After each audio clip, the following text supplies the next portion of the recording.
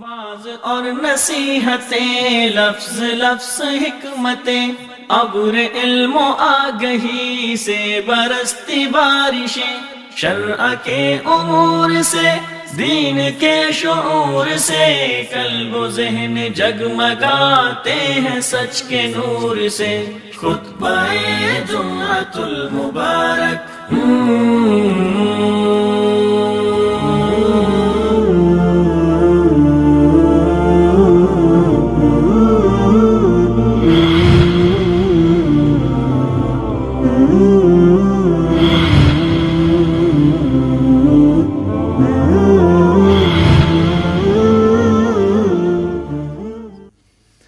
ان الحمد للہ نحمده ونستعینه ونستغفره ونؤمن به ونتوکل علیہ ونعوذ باللہ من شرور انفسنا ومن سیئات اعمالنا من يهده اللہ فلا مضل له ومن يضلل فلا هادی له واشهد ان لا الہ الا اللہ وحدہ لا شریک له واشهد ان محمدا عبدہ ورسولہ۔ قال اللہ تعالی فی القرآن الکریم یا ایہا الذین آمنوا اتقوا اللہ وقولوا قولا سدیدا یصلح لکم اعمالکم ویغفر لکم ذنوبکم ومن یطع اللہ ورسولہ فقد فاز فوزا عظیما۔ یا ایہا الذین آمنوا اتقوا اللہ حق تقاتہ ولا تموتن الا وانتم مسلمون۔ اما بعد فإن خير حديث كتاب الله وخير الهدي هدي محمد صلى الله عليه وسلم وشر الأمور محدثاتها وكل محدثة بدعة وكل بدعة ضلالة وكل ضلالة في النار۔ قال الله تعالى في القرآن الكريم بعد أعوذ بالله من الشيطان الرجيم الحمد لله رب العالمين الرحمن الرحیم مالک یوم الدین ایاک نعبد و ایاک نستعین اہدنا الصراط المستقیم صراط الذین انعمت علیہم غیر المغضوب علیہم ولا الضالین آمین۔ بے شک اللہ سبحانہ و تعالی نے انسان کو، اپنے عبد کو، آدم علیہ السلام کی اولاد کو، جہاں شہوات میں، آرزوؤں میں، خواہشات میں اس کے امتحان میں مبتلا کیا، اور یہ اس کا ٹیسٹ اور اس کا امتحان رکھا کہ اس کی شہوات، آرزوئیں، اس کے بیرونی معاملات، دنیا میں معاملات جن کو اس کو سنبھالنا ہے، جہاں اللہ سبحانہ وتعالیٰ نے اس کا یہ امتحان رکھا، وہیں پہ اپنے فضل و کرم سے اور اپنی بے پناہ رحمہ سے اللہ سبحانہ وتعالیٰ نے اس کے لیے ایک بہترین ضیافت، ایک بہترین دعوت کا اہتمام کیا۔ وہ دعوت اور وہ ضیافت جو اللہ سبحانہ وتعالیٰ نے اپنے نبی، اپنے محبوب رسول اللہ صلی اللہ علیہ وسلم کو اپنے قریب بلا کے ان کو یہ دعوت اور ضیافت ان پر بخشی، جو ہمیں رسول اللہ صلی اللہ علیہ وسلم نے صلاح کی نماز کی صورت میں ہمیں بتلایا۔ یہ وہ ضیافت ہے جس کے مختلف دور ہیں، جس میں مختلف ذائقے ہیں، جس میں مختلف اللہ سبحانہ و تعالیٰ کی طرف سے انعامات ہیں۔ یہ انعامات اللہ سبحانہ و تعالیٰ نے یہ دعوت کا اہتمام اپنے بندے کے لیے صرف ایک وقت نہیں، دن میں 5 مرتبہ اللہ سبحانہ و تعالیٰ نے اس کا یہ اہتمام کیا، اور اس کا واحد مقصد یہ تھا کہ اللہ سبحانہ و تعالیٰ اپنے فضل و کرم سے اپنے بندوں کو نواز سکیں۔ یہ ضیافت جن لوگوں نے اس کو قبول کیا، ان پہ اللہ سبحانہ وتعالیٰ کا رحم اور فضل صرف یہی نہیں کہ ان کے قلوب، ان کے نفوس وہ اس سے بہرہ ور ہوں، بلکہ ان کی روح کو جہاں پہ اس کی تسکین ملتی ہے، جہاں بندوں کی روح کو اس کی غذا ملتی ہے، وہیں پہ اللہ سبحانہ و تعالیٰ نے باقی لوگوں میں بھی ان کی محبت ڈال دی۔ ان مصلین کی محبت اللہ سبحانہ و تعالیٰ نے باقی لوگوں میں بھی عام کر دی،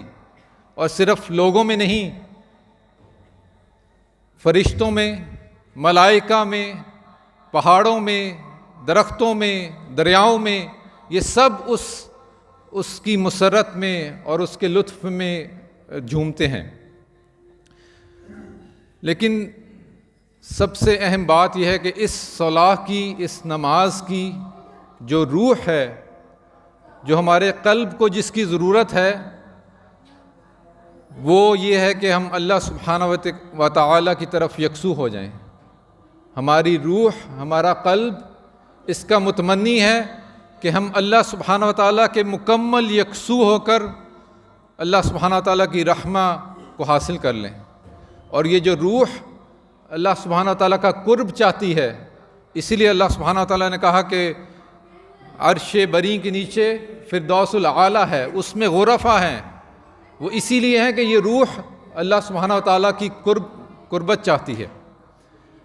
لیکن یہ قربت تب تک نہیں مل سکتی جب تک انسان یہ نہ سمجھے کہ میں اس صلاح میں، اس دعوت کی، اس کے کیا طریقہ کار ہے، اس میں کیا کر رہا ہوں، میرا اللہ سبحانہ و تعالیٰ سے یہ جو تعلق ہے، میں اس کو استوار کر رہا ہوں کہ نہیں کر رہا۔ اس کی مثال وَلِلَّهِ الْمَثَلُ الْأَعْلَىٰ، اس کی مثال ایسے ہی ہے جیسے ایک بہت عظیم الشان بادشاہ نے آپ کے لیے ایک دعوت منعقد کی۔ اس نے آپ کو موقع دیا کہ آپ آئیں، اپنے ایک ادنا سے غلام کو موقع دیا کہ تم آؤ، اپنی گزارشات میرے سامنے پیش کرو اور میں تمہاری بات سنوں گا، میں متوجہ ہو کے تمہاری بات سنوں گا۔ لیکن وہ کیسا غلام ہو کہ جب وہ اس کی بارگاہ میں پہنچے، اس کے دروازے تک پہنچا، اتنی منت سماجت کے بعد اس کو کچھ منٹ ملے، کوئی وزیر اعظم کے پاس، کوئی صدر کے پاس ہمارے حالات میں، اور وہ اس کے دروازے پر پہنچے اور پہنچ کر ایسی لغویات، ایسی چیزوں میں مشغول ہو جائے اور اپنا منہ موڑ لے اس بادشاہ سے، اور پھر جو سردار ہے اس کے جسم کا جو قلب ہے وہ تو کہیں اور متوجہ ہو، لیکن وہ اس قلب کے غلام جو ہیں، اپنے ہاتھ اور پاؤں جو ہیں، وہ اس بادشاہ کے آگے بھیج دے کہ تم میری جگہ جا کے گزارشات کر لو، اور خود اس کا قلب، اس کی سوچ، اس کے خیالات ایسی چیزوں میں محو ہوں جو اس بادشاہ کو پسند ہی نہیں، تو کیا وہ شخص، کیا وہ غلام اپنے بادشاہ سے وہ انعام حاصل کر سکے گا؟ لیکن یہ بھی اللہ سبحانہ و تعالیٰ کا خاص فضل و کرم ہے، اس کی بے پناہ رحمہ ہے کہ اللہ سبحانہ و تعالیٰ صرف جو یکسو اور خشوع کے ساتھ صلاح میں آتے ہیں، صرف ان کو ہی ثواب نہیں دیتا،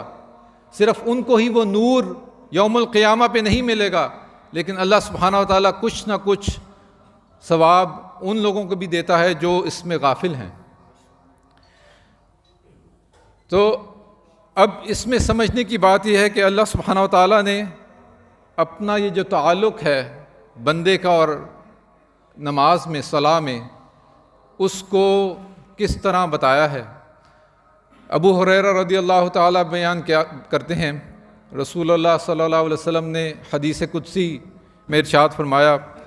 قال اللہ تعالیٰ قسمت الصلاۃ بینی و بین عبدی نصفین، کہ اللہ سبحانہ و تعالیٰ خود فرماتے ہیں کہ میں نے یہ صلاح اپنے اور اپنے بندے کے درمیان دو حصوں میں بانٹ دی ہے، دو حصوں میں تقسیم کر دی ہے۔ اور غور کیجئے، اس میں صلاح اللہ سبحانہ و تعالیٰ نے سورہ الفاتحہ کو قرار دیا۔ اذ قال الحمد للہ رب العالمین، جب میرا بندہ کہتا ہے الحمد للہ رب العالمین، تو قال اللہ تعالیٰ، اللہ سبحانہ و تعالیٰ جواب دیتے ہیں، حمدنی عبدی۔ وَإِذْ قَالَ الرَّحْمَٰنِ الرَّحِيمِ، قال اللہ تعالیٰ، اور جب بندہ کہتا ہے الرحمن الرحیم، اللہ سبحانہ و تعالیٰ جواب دیتے ہیں اثنا علی عبدی، میرے بندے نے میری ثنا کی، میری عظمت، مجھے عزت دی۔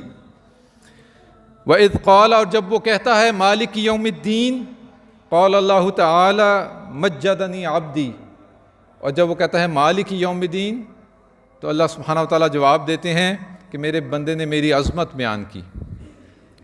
وَإِذْ قَالَ إِيَّاكَ نَعْبُدُ وَإِيَّاكَ نَسْتَعِينُ، اور جب وہ کہتا ہے کہ ہم تیری ہی عبادت کرتے ہیں، صرف تیری ہی عبادت کرتے ہیں اور تیرے ہی عبد ہیں، تیری ہی غلامی ہم بخوشی قبول کرتے ہیں اور تیرے سے ہی اپنی تمام کوششوں کے باوجود صرف اور صرف تیرے سے ہی مدد مانگتے ہیں، تو اللہ سبحانہ و تعالیٰ جواب دیتے ہیں قال اللہ تعالی ھذا بینی و بینی عبدی نصفین، اور یہ آیا میرے اور بندے کے درمیان تقسیم ہے۔ وَإِذْ قَالَ اهْدِنَا الصِّرَاطَ الْمُسْتَقِيمَ، اور جب وہ بندہ کہتا ہے کہ مجھے سیدھے رستے کی طرف مجھے ہدایت دیں، تو قال اللہ تعالیٰ، اللہ سبحانہ و تعالیٰ کہتے ہیں ھذا لعبدی، اب یہ حصہ میرے بندے کا ہے، وَلِعَبْدِي مَا سَأَلَ، اور میرے بندے کے لیے ہے، میں نے لکھ دیا ہے کہ وہ اب جو سوال کرے۔ اب ضروری یہ ہے کہ ہم سورہ الفاتحہ، جسے علماء وہ بتاتے ہیں کہ ام القرآن جب اسے کہا گیا، سبع المثانی کہا گیا، رسول اللہ صلی اللہ علیہ وسلم سے ہم نے سنا کہ بندے کو جب یہ ملی سورہ تو کم از کم ہر بندہ کم از کم 17 دفعہ اس سورہ کو دہراتا ہے، اس اپنے منشور کو، اس پروگرام کو جو اللہ سبحانہ و تعالیٰ نے ترتیب دیا ہے، کم از کم 17 دفعہ اپنی یہ کمٹمنٹ، اپنا یہ عہد اللہ سبحانہ و تعالیٰ کے بار بار دہراتا ہے۔ اس کی وجہ کیا ہے؟ اس سے کیسے ہماری صلاح میں وہ خشوع آ جائے کہ ہمارے دل جو ہیں وہ اللہ سبحانہ و تعالیٰ کی طرف یکسو ہو جائیں۔ یہ چیز سمجھنے کی ضرورت ہے، اور اسی پہ علماء نے بتایا کہ سورہ الفاتحہ ام القرآن اس لیے ہے، اس کی قرآن کی ماں اس کو اس لیے کہتے ہیں، اس کی جڑ یا بنیاد اس لیے کہتے ہیں کہ اس میں جو اللہ سبحانہ تعالیٰ نے بتایا ہے پورا قرآن اسی کی تفسیر ہے، اسی کی تشریح ہے۔ جس شخص نے سورہ الفاتحہ کو سمجھ لیا، اپنی نماز میں اس کا صحیح معنی سمجھ کے یکسو ہو کر نماز پڑھ لی، تو اس نے وہ درجہ حاصل کر لیا جو اس کا متمنی تھا۔ ہم اس پہ غور کرتے ہیں۔ پہلا لفظ الحمدللہ، حمد کے 2 معنی کا مرکب ہے، 2 الفاظ کا۔ ہم عام طور پہ کہتے ہیں یہ صرف تعریف ہے، اللہ سبحانہ و تعالیٰ کی یہ تعریف صرف نہیں ہے۔ حمد میں تعریف اور شکر دونوں کا مجموعہ ہے، اور یہ صرف کوئی عام تعریف یا کوئی عام شکر نہیں ہے، یہ وہ شکر اور وہ تعریف ہے جس میں انتہا درجے کی محبت ہے، جس میں انتہا درجے کی تعظیم ہے، اور یہ وہ شکر اور تعریف ہے جس میں صرف الفاظ نہیں کہ الفاظ یہاں حلق تک ہی محدود رہیں، یہ وہ تعریف اور وہ شکر ہے جس میں انتہا درجے کی محبت، تعظیم اور ہمارے جذبات ہوں، کیونکہ اللہ سبحانہ و تعالی ہماری اس تعریف کے محتاج نہیں۔ یہ اللہ سبحانہ و تعالیٰ کا کرم ہے، ان کا خاص فضل ہے کہ اللہ سبحانہ و تعالیٰ نے ہمیں یہ کلمات دیے جس کے ذریعے ہم اللہ سبحانہ و تعالیٰ کی قربت حاصل کریں اور اس کی رضا حاصل کریں۔ الحمدللہ رب العالمین، الحمد جب الف لام حمد سے پہلے لگا دیا تو اس کا مطلب ہے ہر طرح کی تعریف، حتمی طور پہ تعریف۔ اگر کسی بندے کی تعریف کریں، اللہ سبحانہ تعالیٰ کی مخلوق کی تعریف کریں، کسی نظاروں کی تعریف کریں، کائنات کی تعریف کریں، تو وہ سب کی سب تعریف، ہر چیز اللہ سبحانہ تعالیٰ کی طرف جاتی ہے۔ حتمی طور پہ اور اصلی طور پہ ہر طرح کی تعریف اور ہر طرح کا شکر اللہ سبحانہ تعالیٰ کے لیے ہے۔ اور یہ وہ شکر میں جذبات کیوں ہیں؟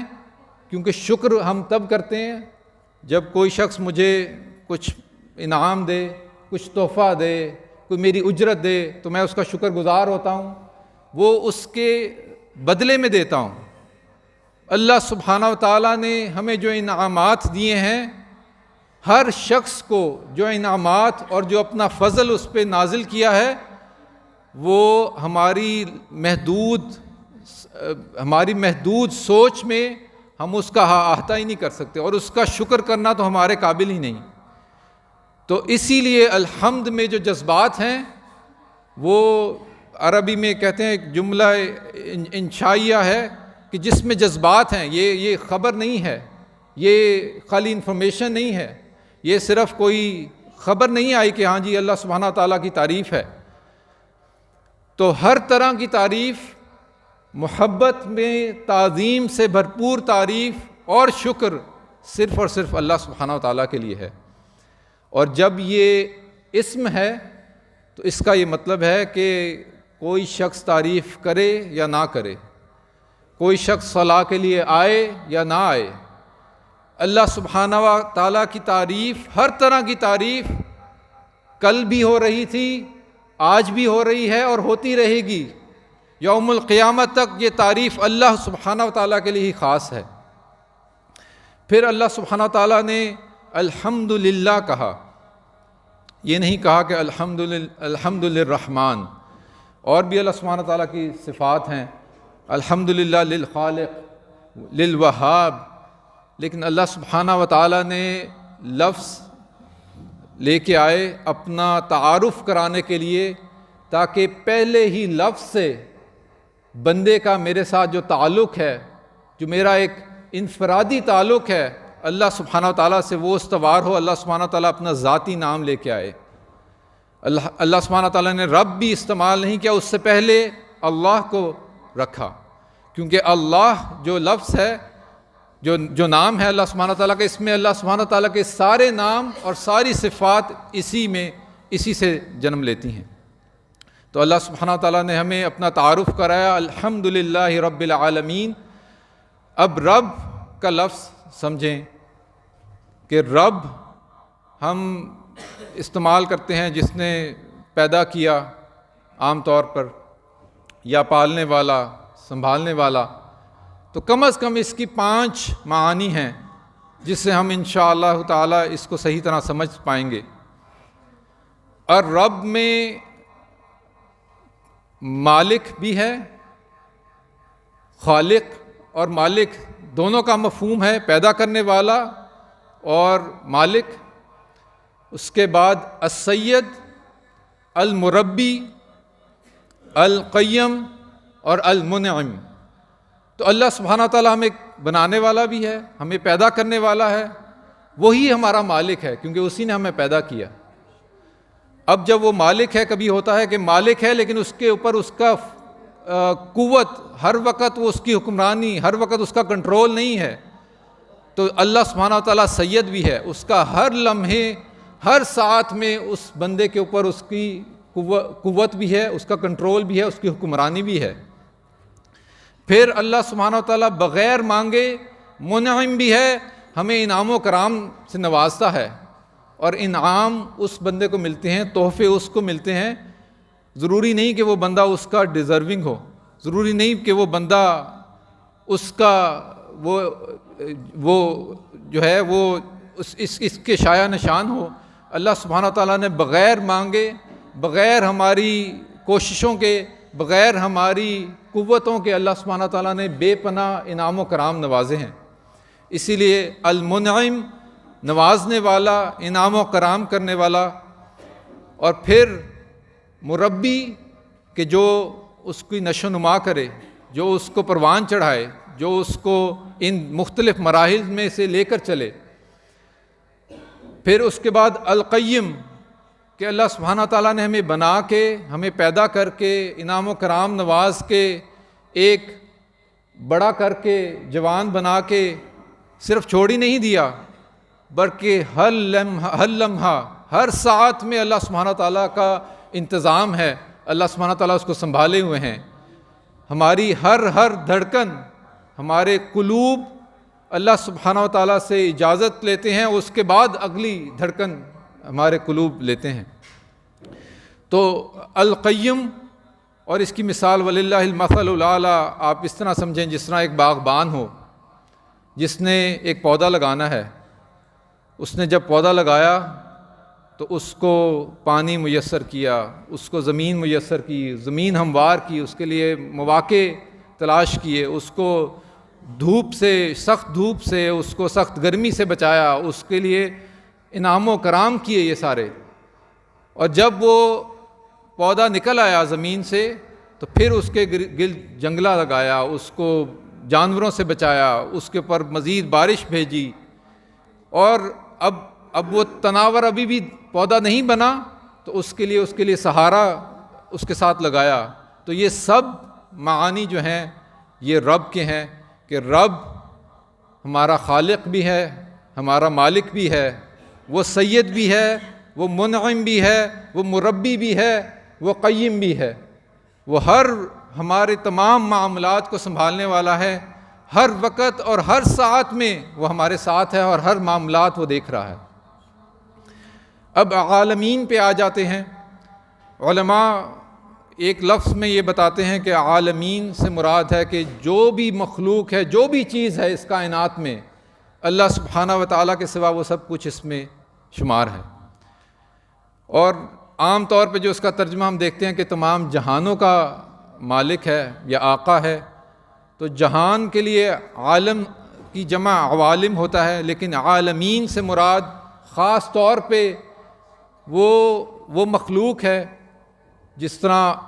ہم جن و انس ہیں آج کے دور میں، ہزاروں سال پہلے، ہزاروں سال آنے والے، وہ سب کی سب مخلوق، وہ سب کی سب دنیا، وہ سب کے سب زمانوں میں وہ مخلوق، وہ ساری عالمین میں شمار ہے. تو اللہ سبحانہ و تعالیٰ جو آقا ہے، وہ آقا سب کے سب، ہر ذی شعور، ہر ذی روح مخلوق کا آقا ہے. اور جب اللہ سبحانہ و تعالیٰ کو ہم نے دیکھ لیا کہ وہ آقا ہے تو ہم اس کے عبد ہیں، ہم اس کے غلام ہیں. اب یہاں سوال پیدا ہوتا ہے کہ ہم نے دیکھا کہ بنی نوع انسان نے غلامی کے دور گزارے، اور ہر شخص کو ایک طبیعت ہے کہ غلامی اچھی نہیں لگتی، وہ حدود و قیود کی ہو، وہ قوانین کی ہو. ہر بندہ چاہتا ہے کہ میں فری ہوں، میں آزاد رہوں. لیکن اصل میں انسان کی جو فطرت ہے وہ کسی نہ کسی چیز کا غلام ضرور بنتا ہے.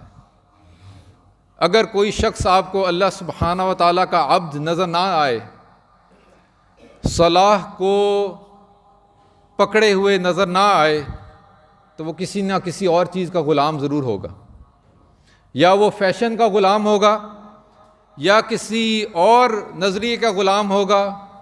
یا کسی اور مذہب کا غلام ہوگا. کسی نہ کسی چیز کا غلامی ضرور قبول کرے گا. لیکن اللہ سبحانہ و تعالیٰ کی غلامی ایسی غلامی ہے جس کی غلامی جب ہم قبول کرتے ہیں تو ہمیں یہ سب فضول غلامیوں سے آزاد کر دیتی ہے. اس سے بہترین غلامی کیا ہوگی جس میں ہمارا رب منعم بھی ہے، قیم بھی ہے، مربی بھی ہے، وہ سید بھی ہے. تو یہی اللہ سبحانہ و تعالیٰ نے تعارف کرایا کہ الحمدللہ رب العالمین، تمام تعریفیں، تمام شکر گزاری، ہر طرح کی شکر گزاری نہایت محبت، نہایت تعظیم کے ساتھ، ان جذبات کے ساتھ، وہ صرف اور صرف اللہ سبحانہ و تعالیٰ کے لیے ہے، کسی اور الہ کے لیے نہیں ہے، کسی اور معبود کے لیے نہیں ہے. اور اس رب کے لیے، اس آقا کی غلامی میں ہم جا رہے ہیں، بخوشی جا رہے ہیں، جو صرف ہمارا نہیں بلکہ تمام بنی نوع انسان، تمام مخلوقات کا وہ آقا ہے. اب اللہ سبحانہ و تعالیٰ نے ہمیں تعارف کرایا کہ میں آقا ہوں، تو اس کے بعد یہ کس طرح کا آقا ہے، کس طرح کا مالک ہے. الرحمن الرحیم، یہ دونوں الفاظ رحم سے نکلے ہیں، جو کہ ماں کا رحم بھی ہمیں پتہ ہے کہ اس سے عرب میں یہ نکلا ہے لفظ. اور جس طرح ماں کے رحم میں بچے کو کچھ نہیں پتہ، وہ مکمل طور پہ لپیٹ میں ہے، اس کو ہر چیز میسر ہے، اس کو کسی بیرونی کسی معاملات کی کوئی خبر نہیں، ہر چیز اس کو میسر ہے۔ اسی طرح اللہ سبحانہ تعالیٰ کی رحمہ ہے۔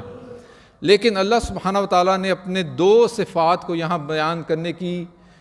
ضرورت کیوں محسوس کی؟ کیونکہ جب یہ دونوں صفات جب اکٹھی آئیں تو ان کے مختلف معانی ہیں۔ الرحمن، کم از کم 3 چیزیں آپ ذہن نشین کر لیجئے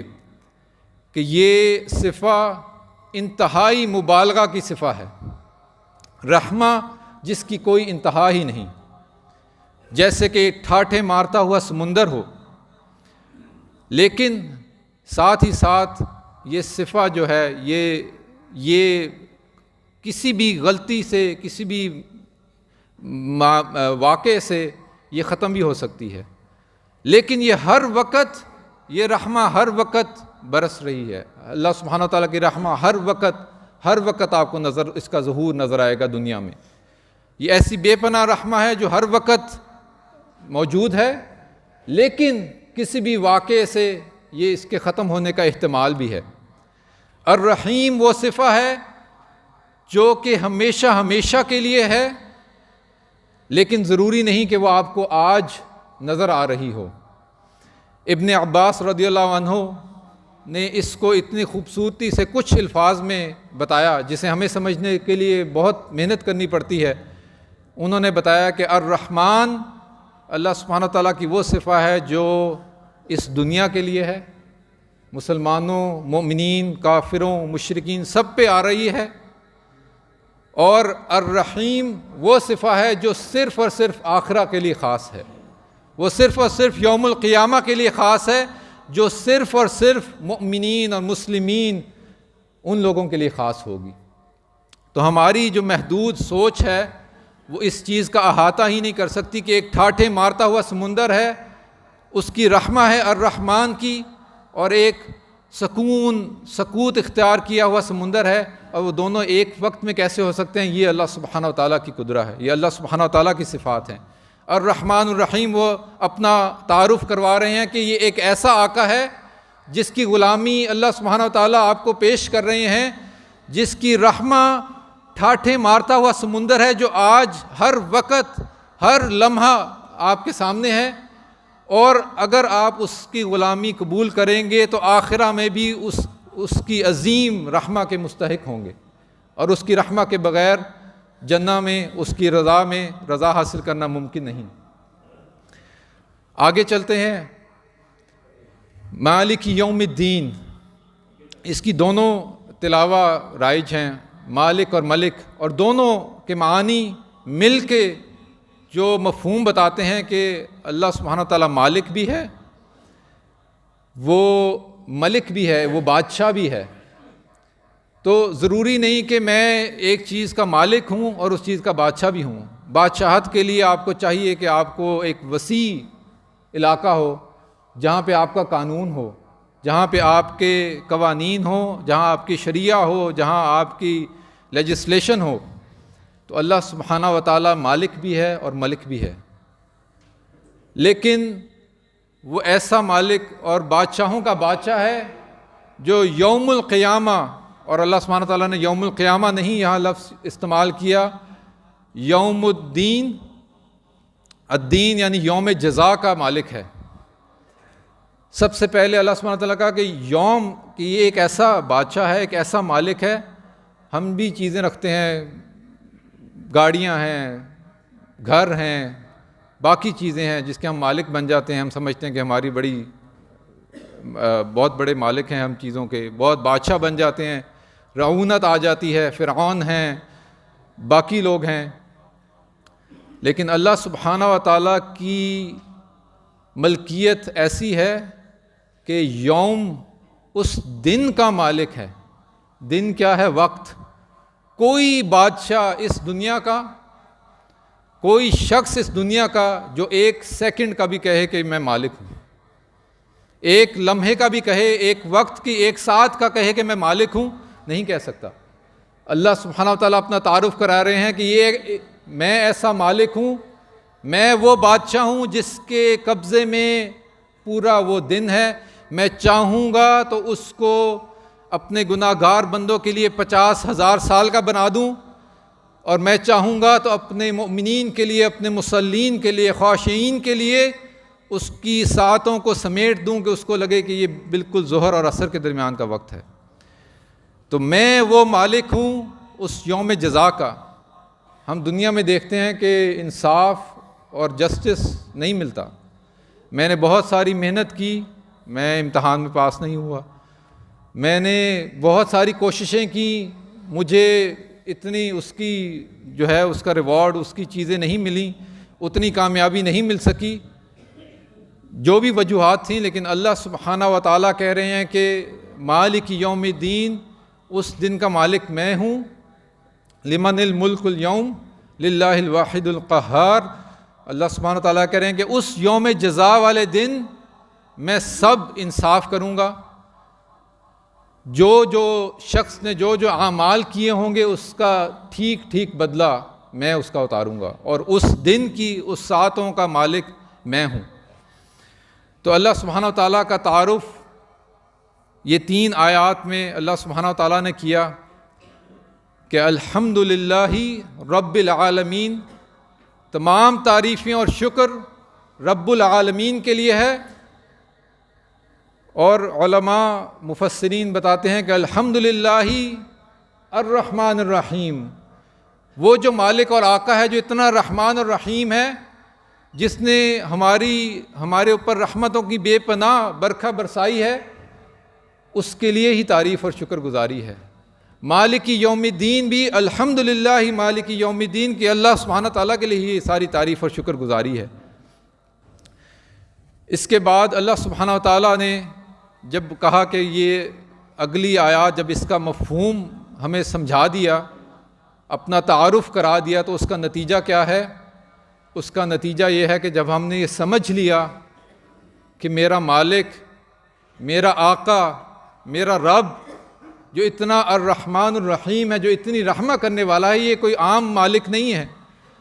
جو آپ پہ ظلم کرے، جو آپ کو مصیبت میں مبتلا کرے، اور یہ بھی نہیں کہ میں اپنے مالک کی اس بے پناہ رحمت کا ناجائز فائدہ اٹھاؤں اور سمجھوں کہ اللہ سبحانہ و تعالیٰ میں تو گناہ کرتا ہوں، اللہ سبحانہ و تعالیٰ مجھے عذاب نہیں دیتا، میں اللہ سبحانہ و تعالیٰ کی نافرمانی کرتا ہوں تو اللہ سبحانہ و تعالیٰ نے مجھے کوئی پکڑ تو نہیں بھیجی، میرے پہ فرشتے تو نہیں آتے جو مجھے پکڑ کے لے جائیں۔ ساتھ ہی اللہ سبحانہ و تعالیٰ نے بتا دیا کہ مالک یوم الدین، اس کی مثال اس طرح سمجھ لیجئے کہ آپ کے پاس ایک کھیتی ہو جس کی ایک حدود ہیں، آپ ایک شخص کو اپنے نوکر کے طور پر سمجھ لیں یا غلام سمجھیں، اس کو رکھیں اور وہ بخوشی قبول کرے کہ جی میں آپ کا غلام ہوں، آپ کا نوکر ہوں، بتائیں کیا کام کرنا۔ آپ اس کو کہیں کہ جی بس اس حدود و قیود میں تم نے رہنا ہے، جہاں مرضی سے جو مرضی کھاؤ پیو، یہ تھوڑا سا کچھ کام بھی اگر بتا دیں کہ تھوڑا سا کام ہے، یہ کٹائی کر لینا، آپ کہیں یہ تو بہت اچھی بات ہے۔ اب وہ مالک ہر وقت، وہ آقا ہر وقت آپ کو دیکھ رہا ہے، آپ اس حدود و قیود میں پھرتے رہیں، لیکن آپ دیکھیں کہ آپ اس نے منع کیا تھا کہ میں اس حدود کے اندر رہوں، لیکن آپ اس پگڈنڈی کے قریب جائیں دیکھنے کے لیے کہ وہاں کیا چل رہا ہے، ادھر کو میلے شیلے ادھر ادھر چل رہے ہیں،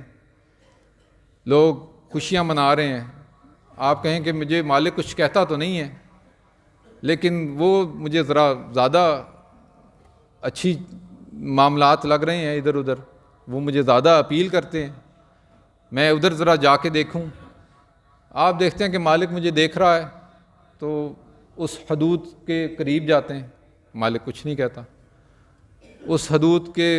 ادھر ایک قدم رکھتے ہیں، مالک نے تب بھی کچھ نہیں کہا، اور حوصلہ بڑھتا ہے، آپ کچھ اور آگے نکل جاتے ہیں۔ اب کیفیت یہ ہے کہ آپ اکثر ہی جاتے ہیں ادھر ادھر، میلوں میں گئے، ادھر ادھر اپنی خواہشات، اپنی آرزوئیں وہ ساری پوری کیں، ادھر ادھر پھر کے آئے، پھر دوبارہ آگے آ کے دیکھا تو مالک نے کچھ بھی نہیں کہا۔ آپ کہیں یہ تو الرحمن الرحیم، مالک مجھے کچھ کہتا ہی نہیں، اس کی رحمہ، یہ تو بہت اچھا مالک ہے، تو آپ یہ سمجھیں، اس مغالطے میں پڑ جائیں کہ اتنی رحمہ، اتنا مہربان. تو اللہ سبحانہ و تعالیٰ نے ساتھ بتا دیا کہ پھر اگر وہ آقا کچھ عرصے کے بعد آپ کو بلائے اور بتائے کہ میں نے آپ کو بتایا تھا کہ یہ حدود ہیں، اس کے اندر ہی رہنا ہے اور یہ معاملات ہیں جو آپ نے کرنے ہیں، اور اب میں آپ کو بتاؤں گا کہ اس لمحے اتنی دفعہ تم نے یہ حدود کراس کی، تم اتنی حدود سے باہر گئے، اتنی دفعہ تم نے گستاخیاں کی، اتنی دفعہ تم نے یہ کام کیے، اور آؤ اب اس کا حساب دو. تو اب آپ یہ نہیں کہہ سکتے کہ جی یہ آپ کی مہربانی کم ہو گئی. اسی چیز کو اللہ سبحانہ تعالیٰ نے وَلِلَّهِ الْمَثَلُ الْأَعْلَىٰ، اللہ سبحانہ تعالیٰ کے لیے عظیم مثالیں ہیں. ہم سمجھنے کے لیے ان کو بیان کرتے ہیں کہ مالک یوم الدین، اللہ سبحانہ تعالیٰ نے اس کو ترازو میں اس کو بیلنس کیا کہ جہاں وہ رب ہے الحمدللہ رب العالمین الرحمن الرحیم، ساتھ ہی مالک یوم الدین، کہ وہ یوم جزا جو ہے وہ آنے والا ہے، اور اس کا مالک صرف اور صرف اس دن کا بادشاہ، بادشاہوں کا بادشاہ صرف اور صرف اللہ سبحانہ و تعالیٰ ہے. ہم نے دیکھا کہ سورہ الفاتحہ کو اللہ سبحانہ و تعالیٰ نے الصلاۃ کہا، اسی کو نماز کہا، اور رسول اللہ صلی اللہ علیہ وسلم نے بھی بتایا کہ سورہ الفاتحہ کے بغیر صلاۃ نہیں، کوئی بھی رکعہ نہیں. تو اللہ سبحانہ و تعالیٰ نے جب اپنا تعارف کرایا الحمدللہ رب العالمین، تمام تعریفیں، تمام شکر انتہائی محبت اور تعظیم کے ساتھ، ہمارے تمام تر جذبات کے ساتھ صرف اور صرف اللہ سبحانہ و تعالیٰ کے لیے خاص ہے، اور وہی آقا ہے، وہی رب ہے، وہی سید ہے، وہی انعام کرنے والا ہے، وہی قیم ہے، وہی ہمارے معاملات کو ہر لمحہ ہر لحظہ سنبھالنے والا ہے. اور وہ ایسا آقا، ایسا رب ہے، اور جو الرحمن الرحیم ہے، جس کی رحمہ ہر وقت ہمارے سامنے موجود ہے، بے پناہ ٹھاٹھے مارتے ہوئے سمندر کی طرح، اس کی طغیانی کی طرح اس کا نزول ہو رہا ہے، اور ہر ایک پہ آج بھی ہو رہا ہے، اور قیامت والے دن اس کے مطیع و فرما بردار اور موحدین پہ ہوگا. مالک یوم الدین، اور اس دن کی بادشاہت اور ملکیت وہ صرف اور صرف اللہ سبحانہ تعالیٰ کے پاس ہے، جس دن اس نے مکمل ترازو، مکمل عدل و انصاف کرنا ہے اپنے بندوں کے درمیان. تو اس کا قدرتی نتیجہ کیا ہے کہ بندہ، یہ اللہ سبحانہ تعالیٰ کی طرف سے اس کا تعارف تھا، تو فوراً ہی بندہ جب ہم کھڑے ہوتے ہیں تو ہم کہتے ہیں ایاک نعبد، کہ اس آقا کی کیا شان ہے کہ میں تیری ہی عبادت کرتا ہوں، میں تیرا ہی عبد ہوں، میں بخوشی تیری ہی عبادت، تیری ہی عبد، تیری ہی غلامی قبول کرتا ہوں. تو ہم اس کا اعتراف کر رہے ہیں. اب ہم کچھ مانگنا چاہتے ہیں اس عظیم الشان مالک سے، اس رب سے. جب ہم مانگنا چاہتے ہیں تو ہم پہلے اس کے مطلب اس کو بتاتے ہیں کہ اللہ سبحانہ وتعالی ہم واقعی تیری غلامی قبول کرتے ہیں، ہم تیری غلامی میں بخوشی آتے ہیں تاکہ ہم ساری غلامیوں سے آزاد ہو جائیں.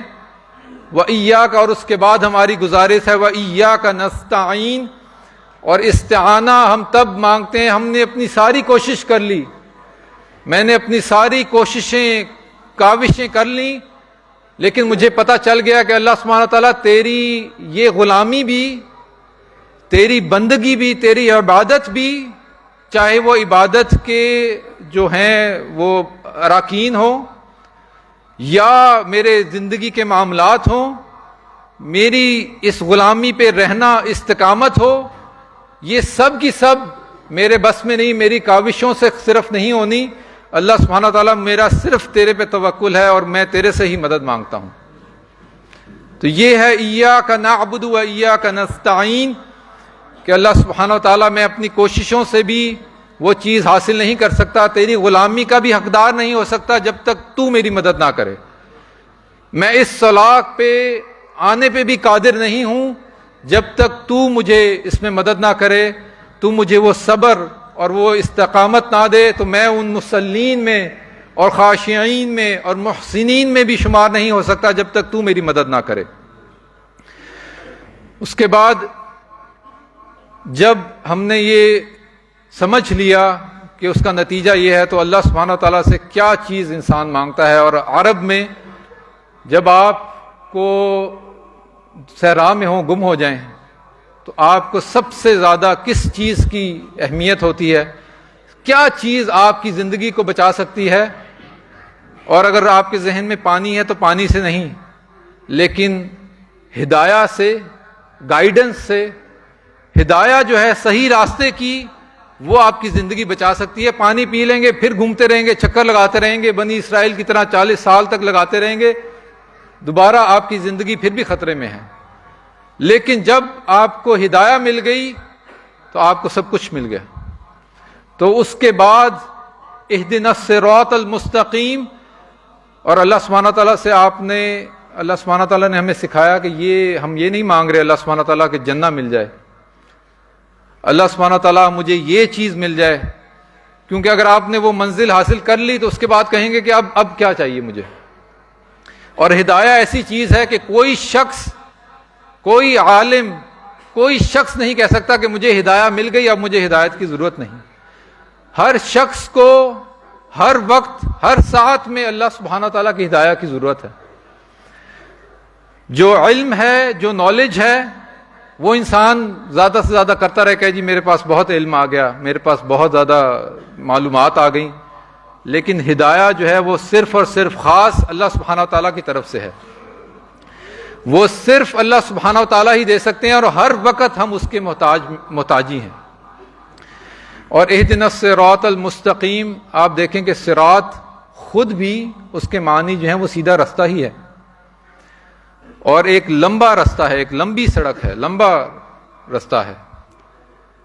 اب اس سڑک پہ لوگ چل رہے ہیں، آپ کہیں گے کہ کچھ زیادہ علم والے ہیں، کچھ کو زیادہ ہدایہ، وہ آپ سے آگے ہیں، کچھ آپ سے پیچھے ہیں، لیکن ہر شخص کو جب اللہ سبحانہ تعالیٰ نے کہا کہ اہدنا الصراط المستقیم، کہ اللہ سبحانہ تعالیٰ مجھے اس سیدھی راہ کی ہدایت دے دیں، تو اللہ سبحانہ تعالیٰ یہ بتانا چاہ رہے ہیں کہ آپ کی کاوشیں یہ ہیں کہ اس سیدھی راہ پہ چلتے رہو۔ وہ منزل جو جنہ ہے اور اللہ سبحانہ تعالیٰ کی رضا ہے، وہ ملنا اللہ سبحانہ تعالیٰ کی مشیہ میں ہے۔ لیکن ہم جو مانگتے ہیں اللہ سبحانہ تعالیٰ سے کہ اللہ سبحانہ تعالیٰ ہمیں اس راہ کی، اس کی ہدایت دے دے، کہ ہم اس راہ پہ چلتے رہیں۔ اور ہر شخص کا اپنا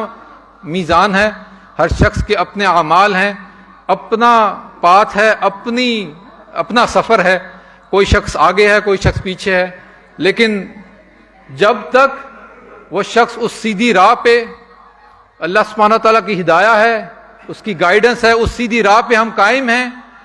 تو ہم یقیناً اپنی منزل تک پہنچ جائیں گے۔ اور مستقیم میں استقامہ اور قیام کا معنی بھی ہے، مفہوم کہ وہ راہ ایسی ہے جب آپ اس پہ چلتے رہیں گے تو، اور ہدایت اللہ سبحانہ تعالیٰ کی طرف سے آتی رہے گی، تو آپ کا جو منزلیں ہیں وہ اوپر کی طرف، آپ اوپر کے درجوں کی طرف چلتے رہیں گے۔ تو اہدنا الصراط المستقیم، کہ اللہ سبحانہ تعالیٰ ایسی راہ کی طرف ہدایت دے جو مجھے اور اونچے درجوں میں، میرا آج میرے کل سے بہتر ہو، اور ہر لمحہ میری ہدایت میں، میرے ایمان میں اضافہ ہو، میری یکسوئی میں اضافہ ہو۔ جب ہم اب ہدایت اور سیدھی راہ مانگتے ہیں تو اہدنا الصراط المستقیم صراط الذین انعمت علیہم، اور ان لوگوں کی مانگتے ہیں۔ اللہ سبحانہ تعالیٰ نے آگے 3 لوگوں کا ذکر کیا، 3 گروہوں کا، کہ جن پہ انعام کیا، جو اللہ سبحانہ تعالیٰ اور تمام مخلوق کے غضب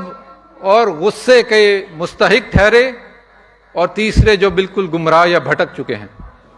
تو انعمت علیہم، ہم ان کے راستے کی ہدایت چاہتے ہیں، آنے والے لوگوں کے لیے نہیں، کیونکہ ہمیں نہیں پتا کہ ہمیں کہاں لے جائیں۔ ان لوگوں کے لیے جن کی صدیقین کی، شہداء کی، انبیاء کی، رسل کی، ان لوگوں کی ہدایت، ان لوگوں کے رستے کے اوپر چلا اللہ سبحانہ وتعالیٰ، جن پہ تو نے اپنا انعام کیا اور یہ ثابت کر دیا، اور قرآن میں جو واقعات بھرے پڑے ہیں وہ انہی لوگوں کے ہیں، اور انہی کی جو ہے رستے پر اللہ سبحانہ تعالیٰ ہمیں چلا۔ اور غیر المغضوب علیہم، بس اس پہ اختتام کرتے ہیں کہ اللہ سبحانہ تعالیٰ نے یہاں پہ اپنے آپ کو، ہم کہتے ہیں کہ اللہ سبحانہ تعالیٰ کا غضب یہاں پہ ترجمہ نہیں صحیح، غیر المغضوب علیہم یہ اس کا ترجمہ ہے کہ جو غضب کے، غصے کے مستحق ٹھہرے۔ اب وہ کون لوگ؟ اللہ سبحانہ تعالیٰ، ایک مفہوم یہ ہے کہ اللہ سبحانہ تعالیٰ ان لوگوں پہ اتنے غصے ہیں، اللہ سبحانہ تعالیٰ اتنے غضبناک ہیں کہ اللہ سبحانہ تعالیٰ اپنا ذکر بھی ان کے ساتھ نہیں کرنا چاہتے۔ اور دوسرا، یہ وہ لوگ ہیں جن لوگوں کو علم ملا، اللہ سبحانہ تعالیٰ نے ہدایت دی، لیکن برعکس ان لوگوں کے جو انعامات حاصل کر کے کامیاب ہو گئے، ان لوگوں نے اللہ سبحانہ تعالیٰ کے علم آنے کی، ہدایت آنے کے باوجود اللہ سبحانہ تعالیٰ کی نافرمانی کی۔ اور اسی لیے صرف اللہ سبحانہ تعالیٰ کا غضب اور غصہ ان پہ واجب نہیں ہوا، بلکہ ان سب لوگوں کا جن کو انہوں نے گمراہ کیا، ملائکہ کا، ان سب جن و انس کا غصہ اور غضب کے مستحق یہ لوگ ٹھہرے۔ اور ہمیں پتہ چلتا ہے کہ رسول اللہ صلی اللہ علیہ وسلم نے ہمیں بتایا کہ اگر آپ نے ان کی مثال دیکھنی ہے تو آپ قرآن کا مطالعہ کریں، اور قرآن میں یہود کو جو بتایا گیا ہے وہ یہی لوگ ہیں، مغضوب علیہم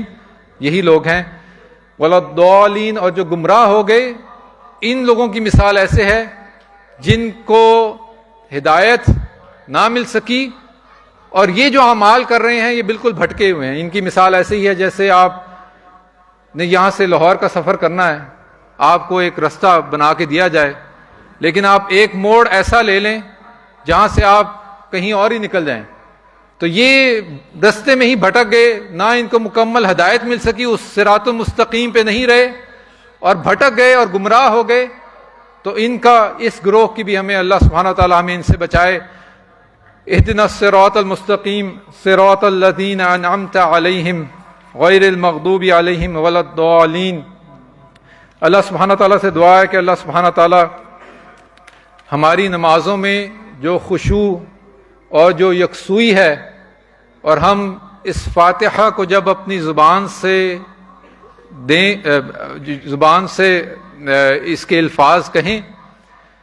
تو ہم ہر آیا پہ رکیں، یہ سوچیں، اور یہ رسول اللہ صلی اللہ علیہ وسلم کی بھی سننا ہے کہ رسول اللہ صلی اللہ علیہ وسلم توقف کرتے تھے ہر آیا کے بعد۔ اور اس حدیث قدسی جو ہم نے سنی اس سے پتہ چلتا ہے کہ اللہ سبحانہ و تعالیٰ واقعی، کیا ہم جب کہتے ہیں الحمدللہ رب العالمین، اس جذبے سے کہتے ہیں کہ ہم اللہ سبحانہ و تعالیٰ کا جواب سننا چاہ رہے ہیں، حمدنی عبدی، کہ اللہ سبحانہ و تعالیٰ اس کا جواب دے رہا ہے۔ اور جب ہم کہیں الرحمن الرحیم تو اللہ سبحانہ و تعالیٰ کا جواب سننے کے متمنی ہوں کہ اثنا علی عبدی۔ اور جب ہم کہیں مالک یوم الدین تو اللہ سبحانہ و تعالیٰ کا یہ جواب سننے کے انتظار میں ہوں کہ مجدنی عبدی، کہ میری عظمت بیان کر رہا ہے میرا بندہ۔ اگر یہی کیفیت ہے تو ہم سب کے لیے بشارت ہے کہ وہ جو درجہ ہے جو اسلام سے آپ کو اوپر لے کے جاتا ہے احسان کی طرف، اور اللہ سبحانہ تعالیٰ محبت کرتے ہیں محسنین سے، تو اللہ سبحانہ تعالیٰ وہ احسان کے درجے پہ آپ کی نمازوں کو قبول کرے گا۔ تو یہ کوشش جو ہے یہ بہت ضروری ہے کہ ہم اپنے بچوں کو، اپنی اولادوں کو ہم اس کی تعلیم دیں کہ یہ جو صرف یاد کرنا سورہ الفاتحہ، نماز کا اہتمام کرنا بہت ضروری ہے، اس کی پابندی کرنا بہت ضروری ہے، لیکن کم از کم سورہ الفاتحہ کو اس درجے پہ سمجھنا اور بار بار سمجھنا، ہم سب لوگ اس کے محتاجی ہیں کہ ہم اس کو بار بار سمجھیں، اس کو بار بار دہرائیں اپنی اولادوں کے ساتھ۔ اور جب ہم دیکھتے ہیں کہ مقامی طور پہ اور عالمی طور پہ جو معاملات ہیں، جو مصیبتیں ہیں مسلمانوں کے ساتھ، اس کا سب سے بڑا جو چیز، جب ہم بے بس سمجھتے ہیں اپنے آپ کو کہ کوئی قیادت نہیں، کچھ یہ نہیں، کچھ وہ نہیں، کرنے کے اور بہت سے کام ہیں، بائیکاٹس ہیں یا جو بھی ہے، لیکن ہر فرد انفرادی طور پہ جو چیز کر سکتا ہے، جب ہم اپنی نمازوں میں اللہ سبحانہ و تعالیٰ سے انفرادی طور پر جب یہ یکسوئی اور یہ تعلق استوار ہو جائے گا، تو اللہ سبحانہ و تعالیٰ کی بے پناہ رحمہ، بے پناہ فضل جس طرح صحابہ اور ان کے بعد آنے والی نسلوں پہ تھا، وہی ہم اس کے مستحق ٹھہریں گے۔ اللہ سبحانہ تعالیٰ سے دعا ہے کہ اللہ سبحانہ تعالیٰ ہمیں اس کو سمجھنے کی، سب سے پہلے مجھے اس کو سمجھنے کی، اپنی نمازوں میں ہم سب کو اس کو سمجھ کے پڑھنے کی، اور اللہ سبحانہ تعالیٰ کے جواب کے انتظار میں رہنے کی توفیق عطا فرمائے۔ قال اللہ تعالی ان اللہ وملائکتہ یصلون علی النبی یا ایھا الذین آمنوا صلوا علیہ وسلموا تسلیما اللہم صل علی محمد وعلی آل محمد کما صلیت علی ابراہیم وعلی آل ابراہیم انک حمید مجید اللہم بارک علی محمد وعلی آل محمد کما بارکت علی ابراہیم وعلی آل ابراہیم انک حمید مجید اللہم اغفر للمؤمنین والمؤمنات والمسلمین والمسلمات الاحیاء منہم والاموات انک سمیع قریب مجیب الدعوات یا قاضی الحاجات اللہم اعز الاسلام والمسلمین اللہم انصر الاسلام والمسلمین اللہم انصر الاسلام والمسلمین فی فلسطین وفی غزہ